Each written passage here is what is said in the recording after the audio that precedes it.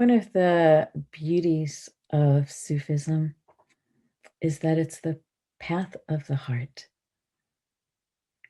And what do I mean by it's a path of the heart?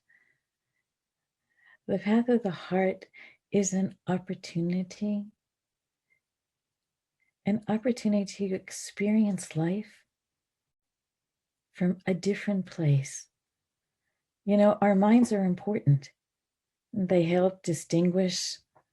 They're like computers that let us know this is black, this is white, this is green, this is blue. So they have their function.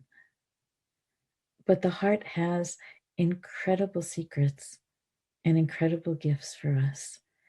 And it's the seat of God's light and God's love within us. So to open the heart and access the heart is what Sufism is all about. It's the dropping of our first reaction in the mind and entering into a deeper state of knowing. It's why we say that we prostrate, because in that act of prostration, our mind is below our heart. So it puts us in a relationship where our heart's wisdom can come out. We call that gnosis or marifa in Sufism. It's also called the akal, the intellect.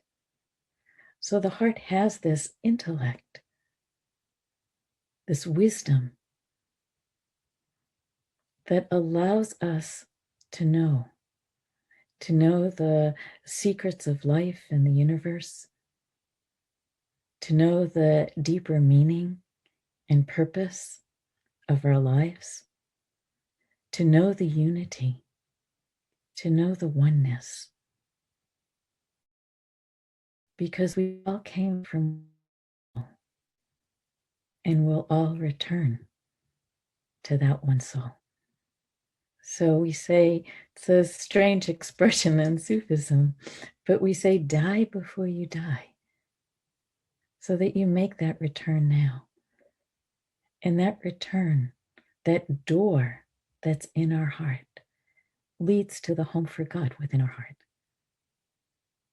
And that's the importance of opening our heart, purifying all the disappointments and the hurts and the different experiences that we have in our heart that have built up walls. And it's letting those walls come down, letting those veils be lifted so that our light shines out to make a difference in this world. Because each of us has something to share. Each of us has a beautiful jewel and many jewels within our hearts to share and to give.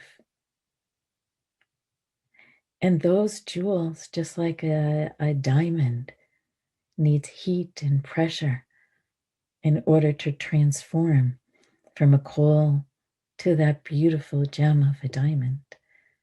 So too, we need the fire of our longing and the fire of God's love to transform the hurts and disappointments that we might experience in our heart,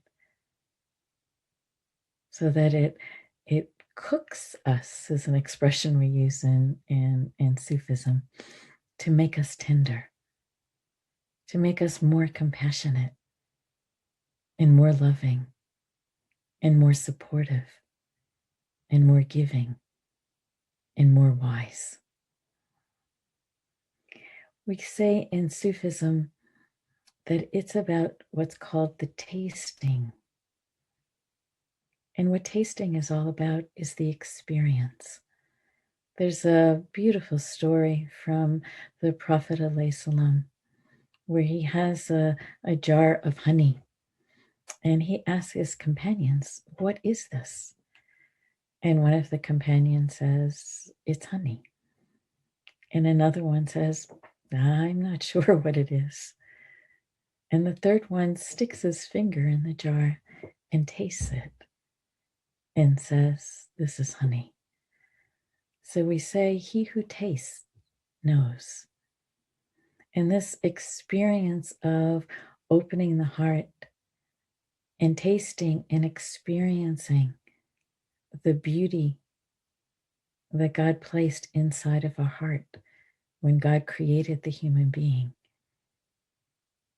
is what Sufism is all about, is the opportunity that we are given in this life to return to know this.